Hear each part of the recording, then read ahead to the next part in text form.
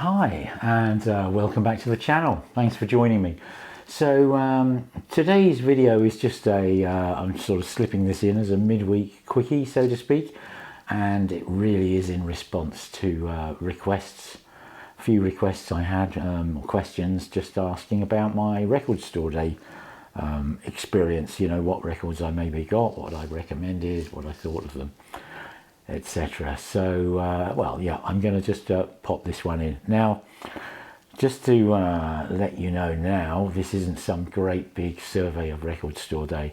I honestly only bought 3 LPs, and I'm just going to run through those, why they were of interest to me, and you know, and I've played them all. I'll tell you what I think of them. Okay, so the first thing is the one that really took my interest looking at the list was Yes, Yale Bowl 71. And the reason that was a particular interest, I mean, I'm a massive Yes fan. I think I've got pretty much everything they've done on vinyl, although pretty much everything they've done on vinyl since you know, in the last 40 odd years, I don't listen to be perfectly honest, most of it anyway. So really, this is the reason this was a particular interest is because it's a live concert from 1971, and that was a very short-lived lineup, which for me is a very special lineup, and it's the lineup of the Yes album. And anyway, you know, that's what sort of dragged me out of my bed down to record store day. And it's a great thing. If you haven't been to one, I thoroughly recommend it. And the whole point of record store day, for those that don't know, is to support the independent, you know, bricks and mortar record shop. So they have a bunch of releases that are exclusive to that day and only sold through bricks and mortar record stores. But anyway, I picked up 3 albums, and I'm just going to run through them very briefly here, tell you why I got them, what I think of them, and I have listened to them all, and what I think of the sound quality. So here we go. This is the first one. So Everything But the Girl at Maida Vale, first time on vinyl for Record Store Day 2024. Now, this one is available on Qbuzz. I mean, I had a listen to it there. And you know, I like Everything But the Girl. I don't actually have Fuse yet. I'm kind of looking forward to getting it. A friend of mine said he's got me a copy, and so I haven't gone out and bought my own, but I'm still waiting for that copy. It's kind of one of those things, but nevertheless, I really like kind of live, it's more live performances in a way. It's that sort of spontaneity, and the, you know, it just adds something to them. So, you know, this is really, really, really good. It's only 4 songs. So, I mean, I guess you'd call this an EP, really. But, you know, it's a 12-inch thing. It's, you know, it's great, frankly. It's got side 1, Nothing Left to Lose, Run a Red Light, side 2, When You Mess Up, and Single. And these are, you know, basically kind of live sessions, I think, recorded at BBC's Maida Vale Studios last year sometime. And what's particularly, well, there's a couple of things I want to mention about this. I mean, the music, you know, I think you'll either know it or you won't. If you don't, look it up on Spotify. This was less than £20. I can't remember exactly. I think it was like 17 or 18 pounds. It's, you know, I've cleaned it up and put it in my new inners.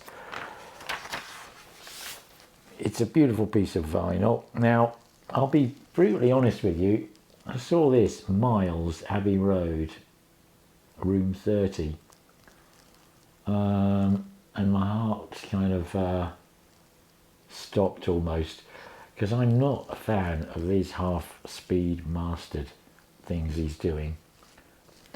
Now, it doesn't actually say on here half-speed mastered. I guess if I knew my way around Abbey Road, I might be able to tell you whether room 30 is a half-speed mastering room or not. But, you know, it's, at the end of the day, it sounds really nice. It's much, much richer and sort of fuller and kind of more analog sounding. I mean, obviously, I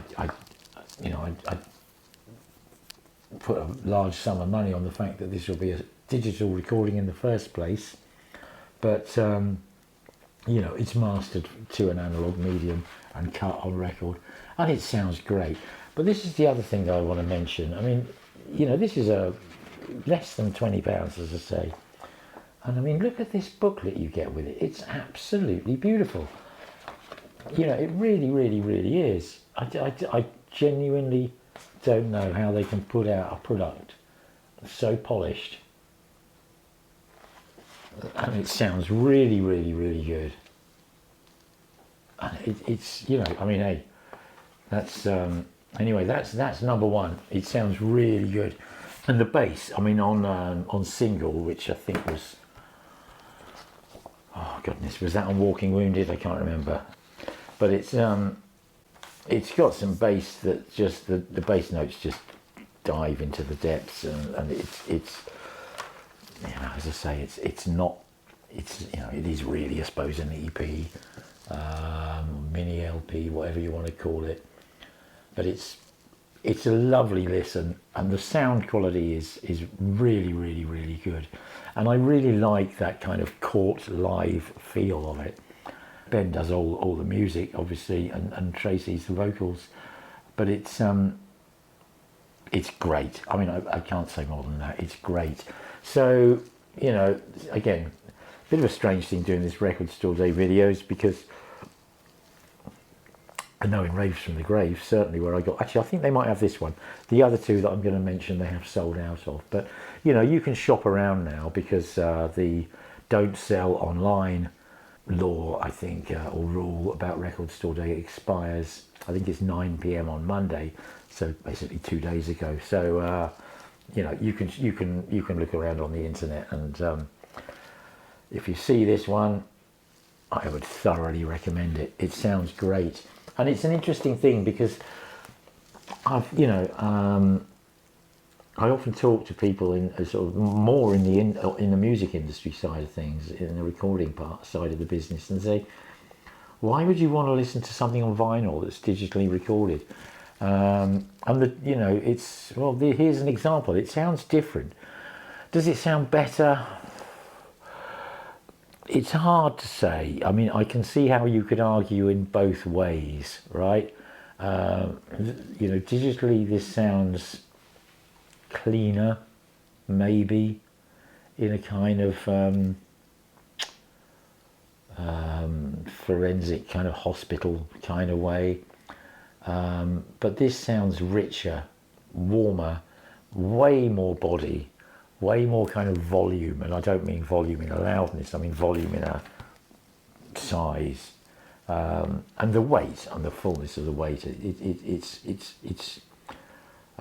It's very different, and I prefer this by quite a large amount. And of course, you know, you get, it's a nice thing, and you've got that beautiful booklet. I mean, you know, people who bought this on CD or just stream it, they're going to be really miffed off with not having that lovely booklet, I'm quite sure. So I think this is an absolute hit. Okay, right, number two was a bit of a no-brainer, frankly. Because, you know, this is the kind of thing I would have probably bought anyway, Record Store Day or not.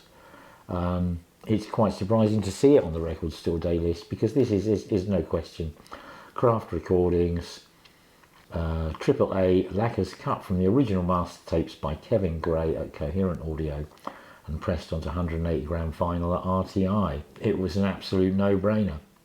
And you know, I'm sure everybody knows Bill Evans from, you know, his work with Miles Davis and the like. And okay, here's a bit of a bombshell. I didn't have this album already. You know, basically, I would be on the lookout for an original, which costs a lot of money, or a very good reissue. And you know, here we go.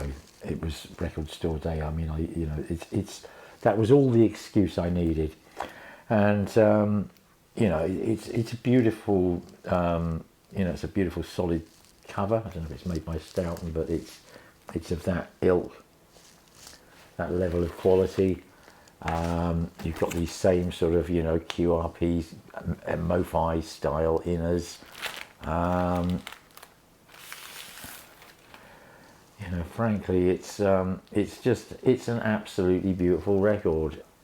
It sounds wonderful, absolutely wonderful. It is just, you put this on and you question why people think they want stereo.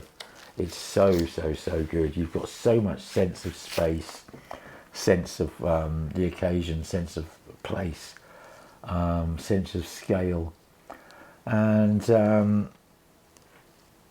I say, I didn't already have this record, to be honest, and it is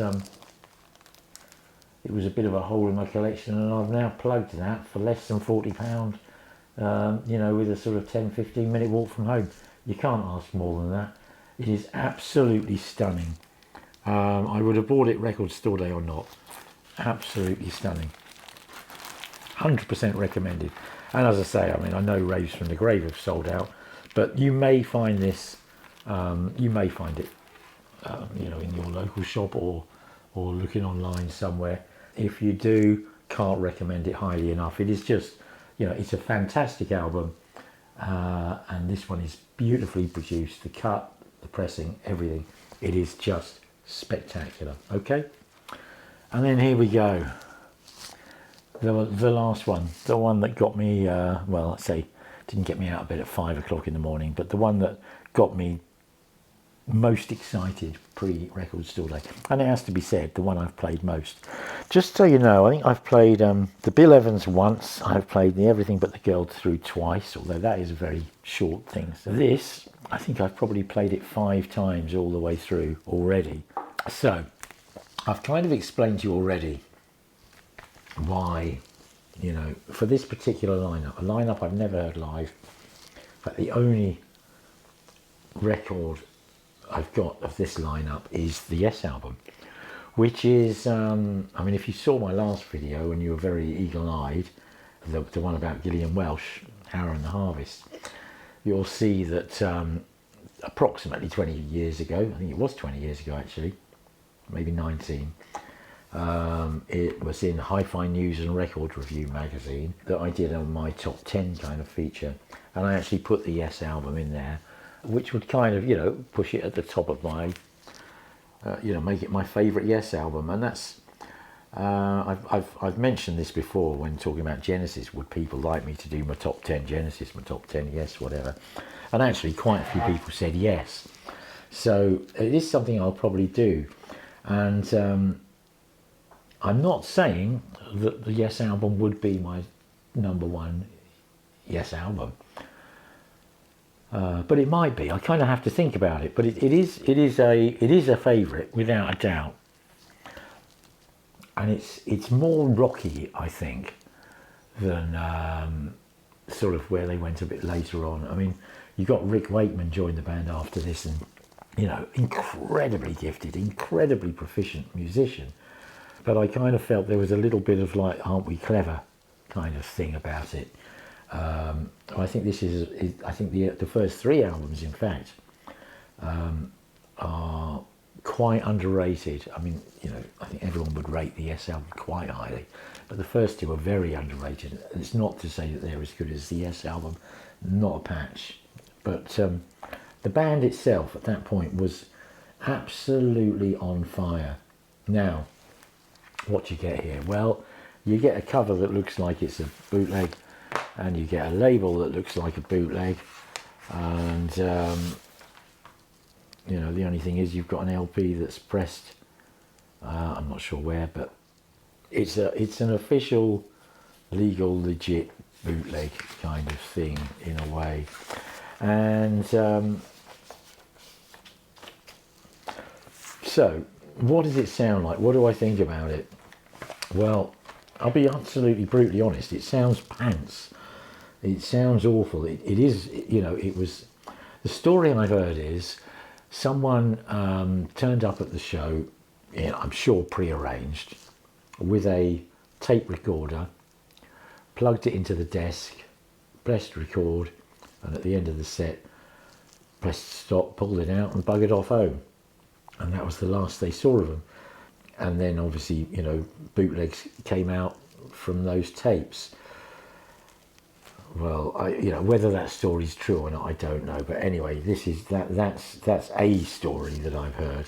Now, it has to be said, this sounds, there's no question this is an off the desk type of recording, because certain elements of it absolutely sound like that.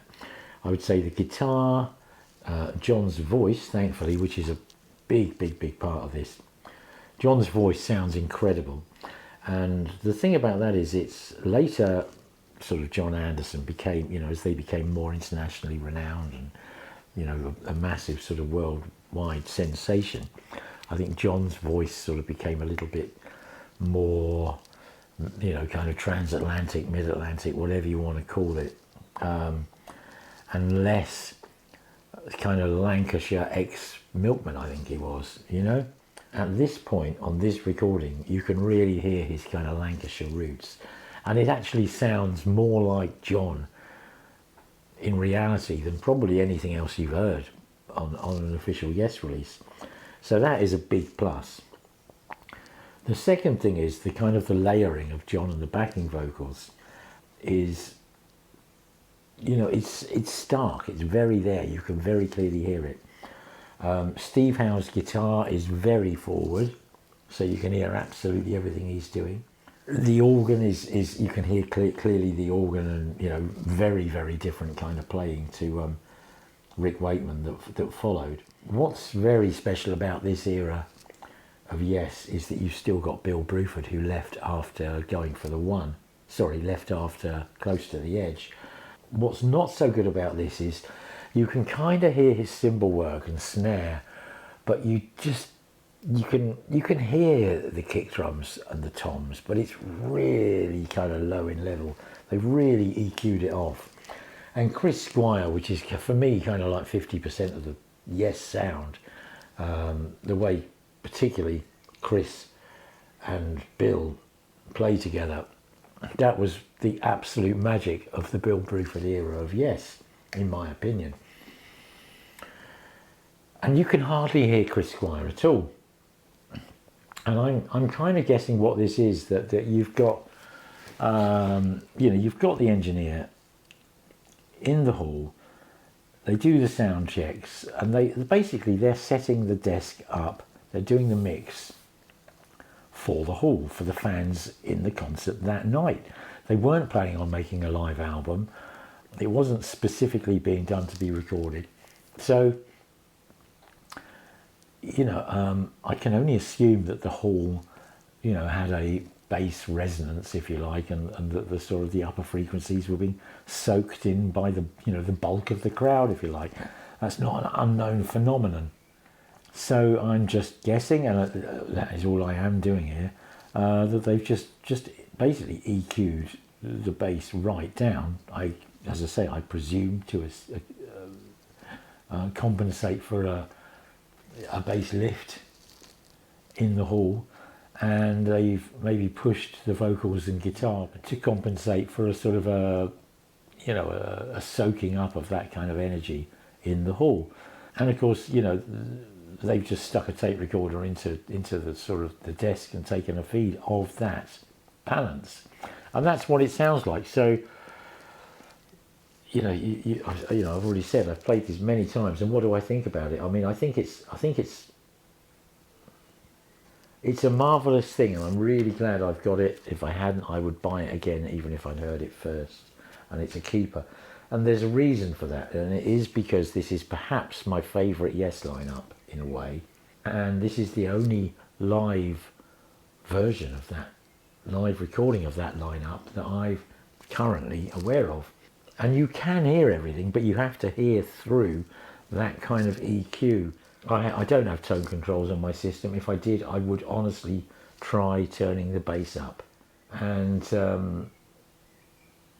it actually had me in mind of the, what do you call it, the Beatles now and then, and the new stuff with the AI, whatever they call it, Peter Jackson's AI process to sort of unpick a mono feed like this and be able to remix it, because all I'm thinking is like, if we were sat there at the desk, just turn Chris up, and also, I mean, Bill sounds okay, but you know, turn Bill's bass drum and toms up, okay, because it's, you know, all you're getting is the top end in frequency response of the kit, and you can hear Chris, but it is just it's very EQ'd away at the bass.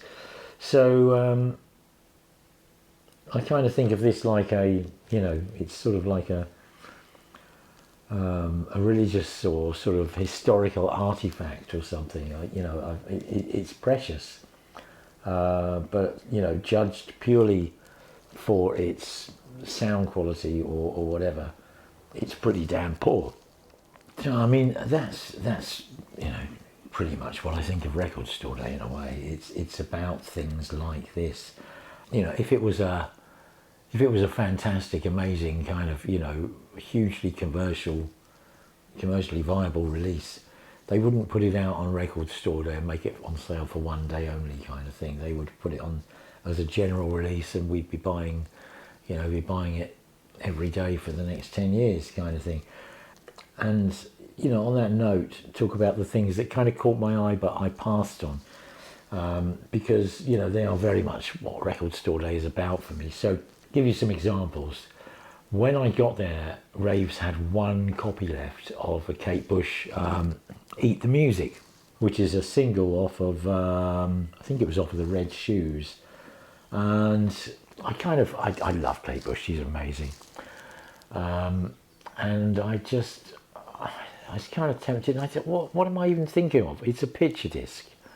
I mean, A, it's a picture disc, and B, it's remastered, or remixed even. And I'm just, you know, remixing, you know, on occasion they can work better than the originals, but mostly not, in my opinion. But picture discs, I mean, they are, as far as I'm concerned, it's impossible to have a decent sounding picture disc. I've never heard one to this day. They're shockingly bad. And like, I just thought about it, it's like, why would I be buying this? The only reason I would be buying it is to put it on the shelf and sell it at a profit at some point. And you know, I've already got overflow of my record shelves. I can't be bothered doing that. That's a really daft thing. On a similar note, they had George Harrison's Wonderwall music.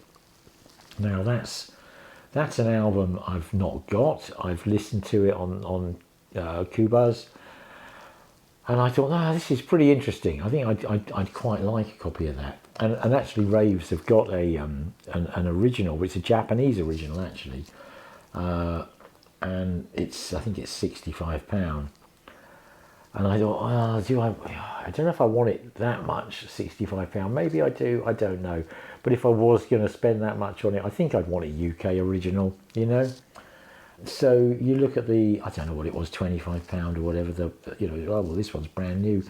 Yeah, but it's a blooming picture disc. I know they call it a zoetrope or whatever. But I mean, yeah, they're cool. I think in a way, you know, you get this cool kind of kaleidoscope pattern on your turntable. That's cool, but I don't buy records for cool. I don't buy them to look at. I buy them to listen to, and it would just be a complete waste of money for me. And other things of interest, there's, you know, the Beef Heart.